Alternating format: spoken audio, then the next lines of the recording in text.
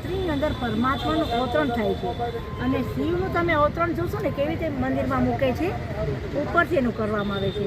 અને દેવતા કોઈ હોય ને એની મૂર્તિ કેમ લઈ જવાય છે? દરવાજામાંથી. અને આમનું અવતરણ ઉપરથી થાય છે.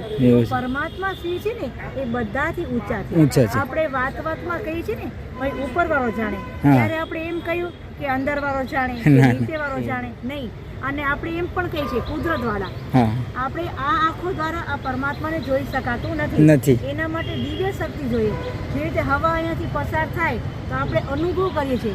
સુગંધ આવે, આ રૂમાલમાંથી મને સુગંધ આવે છે તો મને સુગંધ દેખાતી નથી. રૂમાલ દેખાય છે પણ સુગંધ નથી દેખાતી. અનુભવ થાય છે. કારણ કે આ સુગંધ મારા નાકમાં જાય છે એ પણ કોઈએ જોયું નહીં, એ ખાલી મેં જ અનુભવ કર્યો.